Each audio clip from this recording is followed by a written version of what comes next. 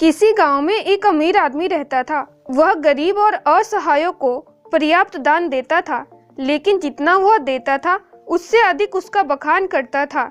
इस कारण लेने वाले के दिल पर उसके एहसान का भार हो जाता था। एक दिन वह बुद्ध के पास मिलने गया।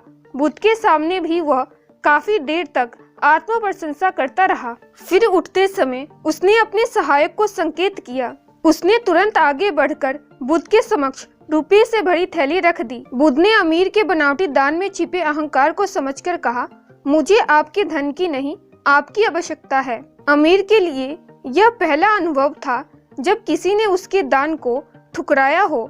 उसे बुद्ध के व्यवहार पर हैरानी भी थी और बुरा भी लगा। उसने कहा, महात्मन, आपने तो मेरे दान को व्यर्थ समझकर अस्वीकार कर दिया। क्यों?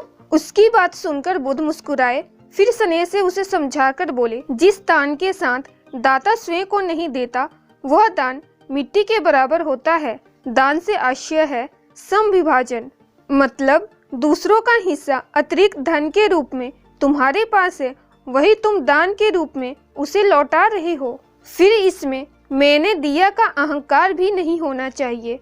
तुम जब इस भाव से दोगे तो मैं अवश्य लूंगा।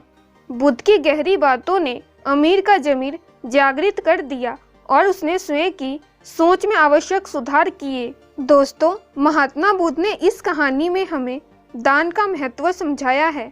तो दान का मतलब है देना, इसलिए अधिक से अधिक दान दीजिए और धन को जाने दीजिए, अर्थात बहा दीजिए।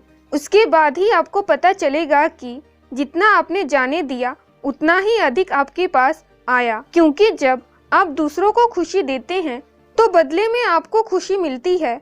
खुद की चीज देने के बावजूद आपको खुशी मिलती है क्योंकि आपने कुछ अच्छा किया है। इसलिए दोस्तों, जितना हो सके उतना दान दीजिए और ऐसे दीजिए जैसे दाएं हाथ से अगर कुछ दूर जाए तो बाएं हाथ को पता भी ना चले।